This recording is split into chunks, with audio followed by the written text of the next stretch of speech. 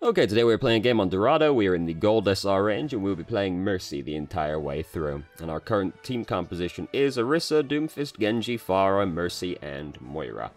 So you got 3 DPS, more or less a dive comp, besides the Orisa and the Moira. I think I'd rather give up the Genji, if we assume that both the Genji and the Doomfist know how to play their heroes. I'd rather give up the Genji. Just because a guy who knows how to play Doomfist is a lot more annoying than a guy who knows how to play Genji, unless we also have an Ana. And we've got a Mercy, so obviously I want the Pharah. And then I'd rather the tanks were,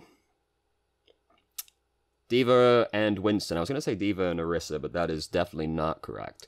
And then, yeah, the Moira's fine. Well, no, I'd rather change the Moira to Winston. Oh, God, it's going to be one of those days. I'd rather change the Moira to Zenyatta. Jesus Christ. Oh, we're just going to start the game before it gets even more fucked up right at the start. So there goes Genji away to do his thing. His thing was almost dying, and he didn't really accomplish that much else. The Doomfist already killed the Hammond that they apparently have, so thank goodness their team comp is worse than ours. We do, of course, want to hang out with the Pharah as much as possible. Because the other healer is also a main healer, that does mean we can basically just hang out with Pharah more or less the entire game. This is the extra benefit you get when the other... Because if the other healer is like Zenyatta or Lucio or Bridget, you're going to have to come back to heal people fairly frequently. But if it's an Ana or a Moira, hey, they can take care of most people, and you can just hang out with the Pharah. So trying to catch up with the Pharah. I did just hear Genji start pulling out the Dragon Blade, and at this point Pharah's fine being ran after by Moira. So I'd actually rather turn around and try and keep track of what Genji's up to, just because I've heard him start using Dragon Blade. So if we can damage boost the Genji using Dragon Blade, that's great. Not always particularly feasible for Mercy, unless you have Valkyrie ready as well, but... So he's playing Hammond right now, as we can see. But if you can damage boost the Genji, that's pretty sick. And the Pharah was pretty much fine at that point. So Pharah's died in an extremely inconvenient location, as has Doomfist. We can res neither of these people. But it's alright, the payload's almost there. We've actually gone into res Doomfist regardless. I wouldn't have done it, but we did get away with it. So... I've just realized we don't have an Ana, but we've ended up with the bio grenade on us positively. So Genji's basically... Yeah, Genji actually just saved us, probably. Because that was getting chucked, like, directly at us. Yeah. Well, no, he didn't save us, but he could have ended up saving us. He got bio grenade on you that ends up not being super positive for you. We probably wouldn't have died in that situation. I wouldn't have gone for that res. That one, that's a very risky one to go for. We did get away with it, though, so don't have to get punished. Don't get punished, don't have to learn. So we are going to get the payload there in the end. They've been, like, losing this fight for a really long time with no real way to stabilize it, seeing as they didn't have any ultimates to use, except, you know, Minefield, I guess. So it was just really a matter of time. So we've almost got Valkyrie built up. It's taken us quite a while to get to Valkyrie, but this is one thing when, like, your team is a bunch of flankers. You, as a healer, you usually end up building your ult slightly slower than usual because you have less hit points to heal than if you have more tanks. This is pretty risky to go for because we know that there's a Pharah in the region, basically. And it's pretty much right out in the open. And then she ends up bumping us into the bank, so it's like, well, we're just super dead now. Wouldn't have gone for that one either, just because of the location that it was in. Couldn't see anybody at the time, but, like, rezzing the person wasn't really gonna do anything from that position. And given where they died, it was just really likely someone's gonna come around the corner and immediately dunk on us, which is pretty much exactly what happened, and it didn't feel particularly good. So we do have Valkyrie built up now. Genji's changed to Widowmaker, and who's changed to McCree? Who is this? Who were you? So we pop Valkyrie really early, that's fine. It lasts a very fucking long time, so you can pop it like before the fight starts. It was Doomfist that changed to McCree. Having a Widowmaker is nice as Mercy, because Widowmaker's a pretty good person to damage boost, and they're typically really far away from the fight, which usually gives you somebody to escape to, if you have to. Just general Mercy thing. If you've got somebody on your team that's gonna be really far away from the enemy team, like a Widowmaker, I was gonna say Torbjorn, but that's probably not gonna be the case. Widowmaker, Pharah, Orisa, these people are usually, like, not right up on top of the enemy team. They're usually quite far away. Yeah, Soldier as well. Just try and, like, keep track of where they are, because if things go badly, you can always go to them. So it's not impossible for us to res McCree from that position, but it's a little bit on the risky side, since we don't know exactly what the enemy team's up to right now. It's also not the end of the world if we don't res him, because we're still at the fucking opening gate right now as well. Widowmaker's gone over there and immediately died to their Doomfist, as has Moira. Doomfist is dead, so we could res Moira, but we've also just heard the tire start, so now we have to hide from that as well. It still hasn't exploded yet. It's gone now. It's definitely gone now. I didn't hear it explode, but it, like, has to be gone at this point. So far as using Barrage, she was way too far away for us to actually get to her in time. Did we know in advance that this was planned? Where's Pharah?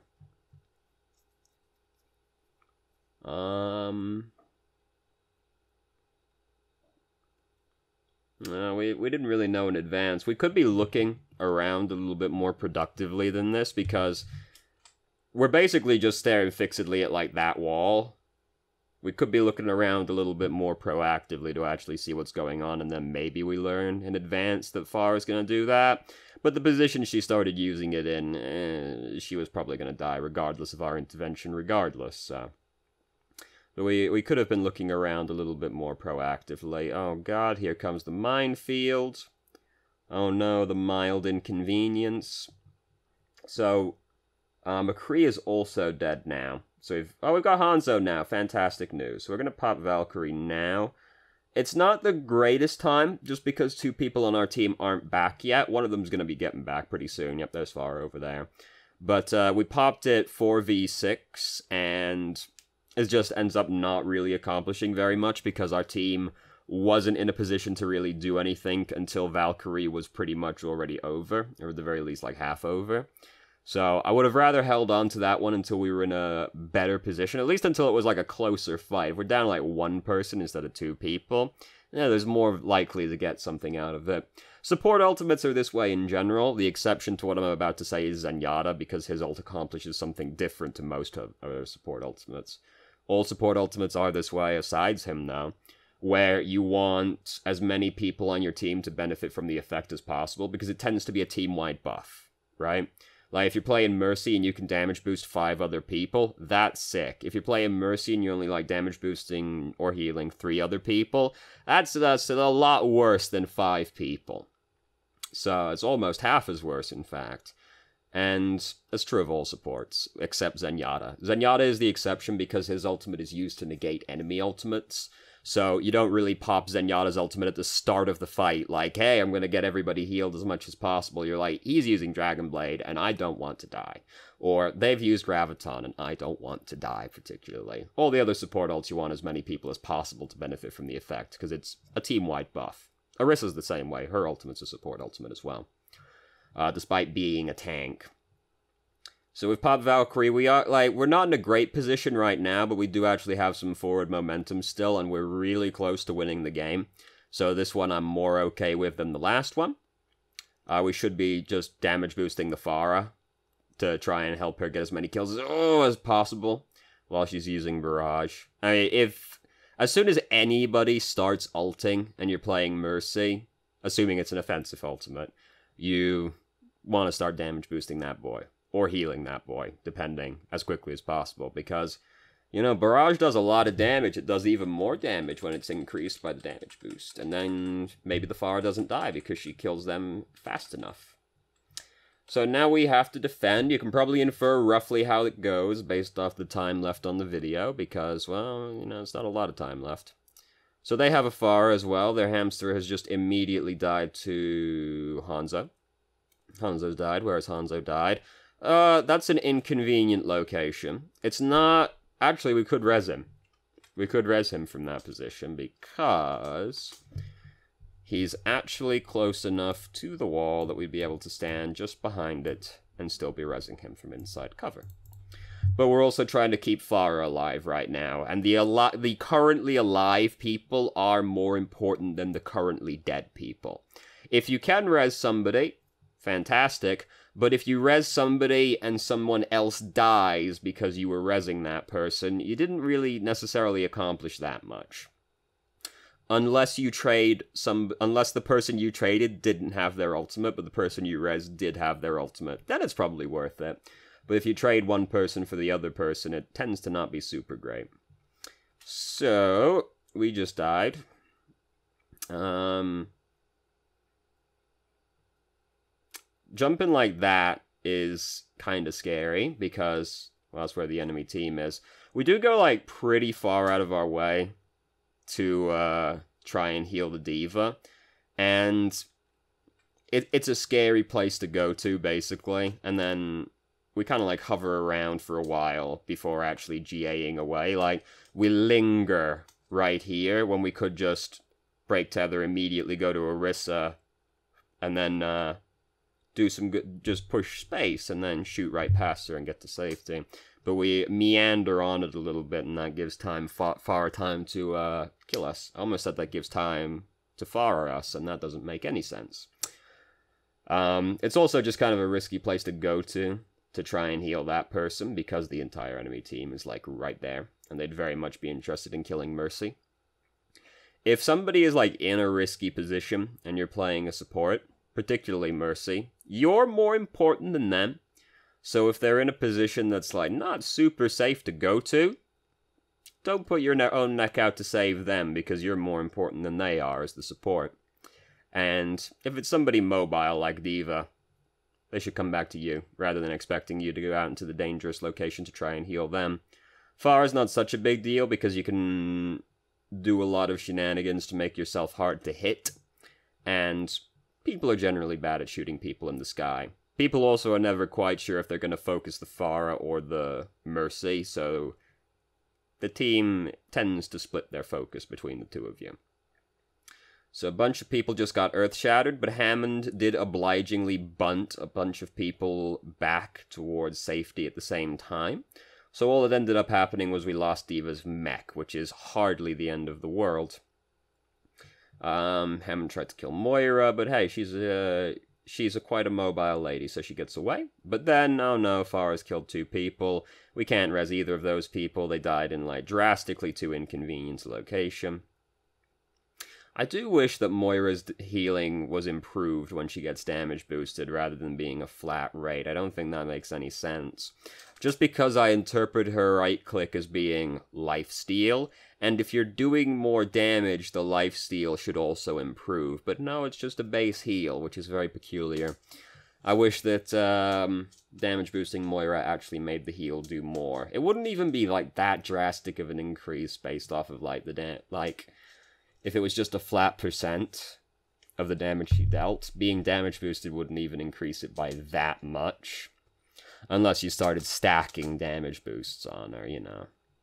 So, Widowmaker just got fucking atomized. She's a fucking smear on the ground right now. She actually went straight up, straight back down. So that feels bad for her. Basically, our team comp is quite bad at this point, and we've started losing momentum.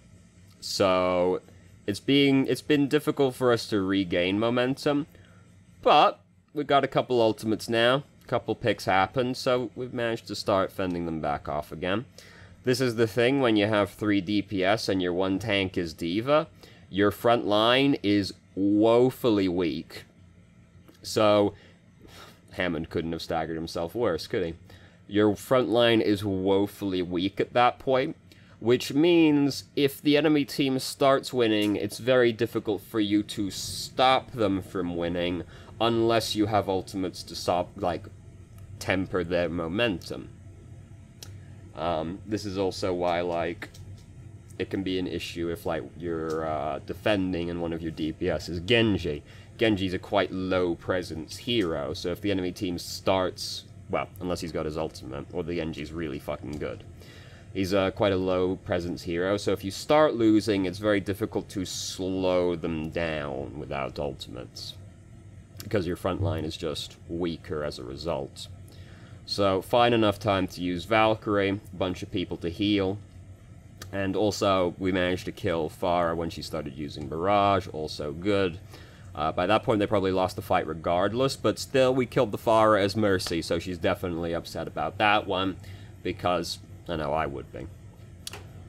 So, even, you know, they started getting in, had some ultimates, stopped them, here comes Hammond to feed a bunch more ult charge. They now have a Winston, so...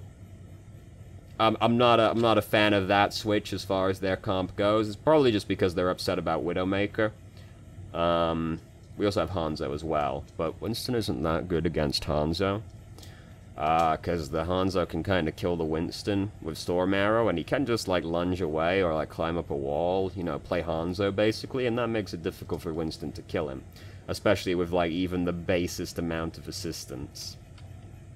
So I'm not a big fan of that switch. So, right here, I would rather heal Moira right here, just because people dying is bad, just in general, but a support dying is worse than a DPS dying. So I would have changed to Moira, especially since it wasn't looking good on our own chances of survival. I'd switch over to Moira to see it try and, like, keep her alive rather than the DPS we were tethered to. A support is just generally more important than a DPS is. This is not always true, but generally speaking, a support is more important than a DPS.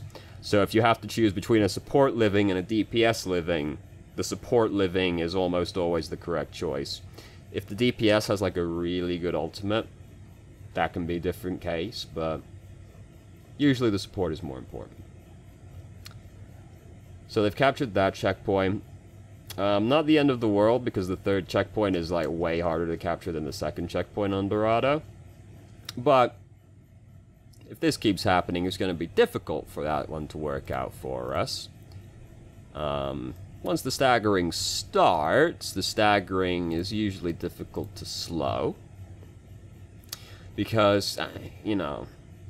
I don't know, man. Is there something about, like, the red team? They always seem to be slightly more coordinated than my team, you know? I wish I could be on the red team occasionally. Anyway, so Moira's got Coalescence right now. We would like to damage boost Moira, but we've also got to heal McCree because he's, like, super low, and Moira's, of course, more interested in, like, killing people with her ultimate than healing the one McCree. If like, you're low health and Moira's using Coalescence, try not to, like, segregate yourself from the entire rest of the team, because the Moira does not want to use Coalescence on one person. So, if you're low, and Moira's using Coalescence, try and stand somewhere so the Moira can at least coalesce you and the rest of the team still. Don't, like, run suicidally into the enemy team and die, obviously. You can take this advice too far the other way. But don't go and, like, run off and hide in a corner somewhere, like, I need healing, I need healing. I'm talking about Genji, you know who I'm talking about.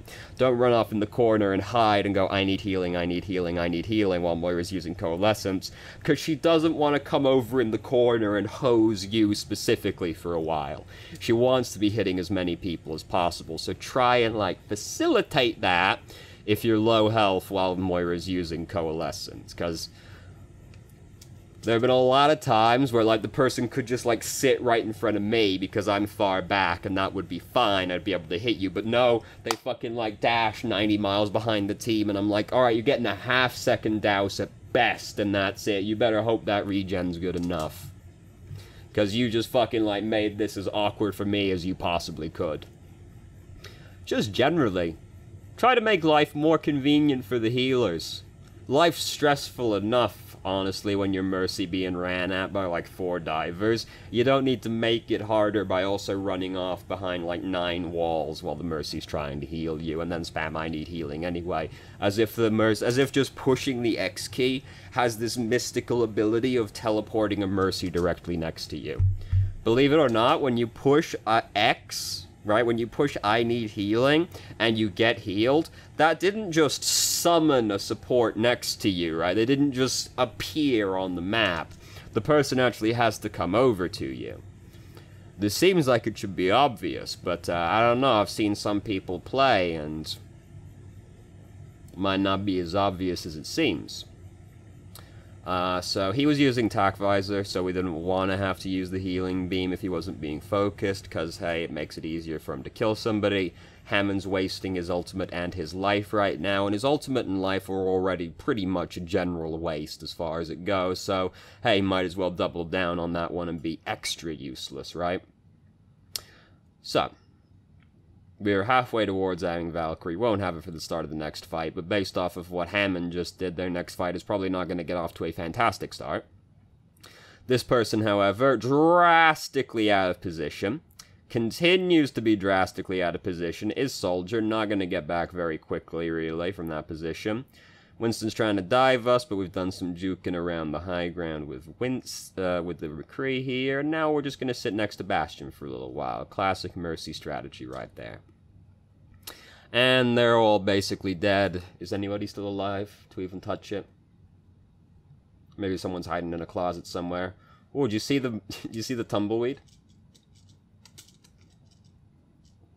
Yeah, it just blinked into existence.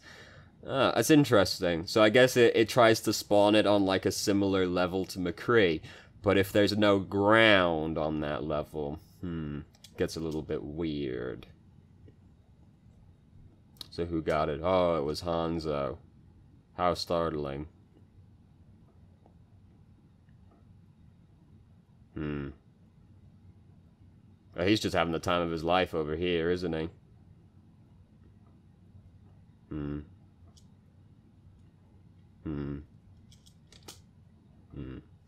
So, let me just check the email. I feel like I'm forgetting a question.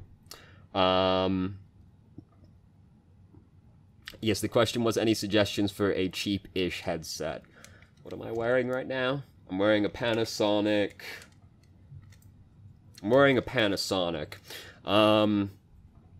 Yeah, I don't have a suggestion for a cheap-ish headset. All the headsets I know of are, like, ludicrously expensive. Panasonic.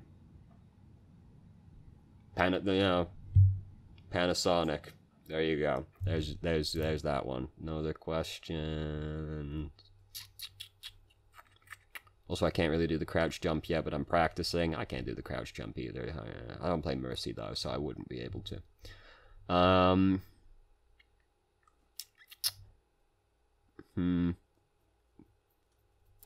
So there's nothing else in the email. I'm mostly just trying to think about like the thing that stood out to me the most in this game. Basically, like, we went for some risky reses, and put ourselves out of position a few times. Like, with the Diva on the defense, and, you know, the couple of reses that we went through on attack, basically. Even the one we didn't die for, the Doom Fist and the first checkpoint on attack, like, we didn't die for that one, but that was still, like, a pretty suicidal res by all accounts, and a slightly better team would have been able to punish us for that, especially if they had crowd control, but I mean, you saw their Hammond. Not the greatest team in the world. So that's kind of the thing that stood out the most, but overall, better than the average Gold Mercy, I would say. I mean, that might just be because I'm thinking about that Mercy game we watched the other day, though. You remember the one. So anyway, thank you very much for watching if you did. If you have any questions, feel free to ask. I'm more than happy to answer. If you haven't already, you can join our Discord and ask questions more directly and have a conversation about them, or just shitpost with us, and I hope you found the video helpful.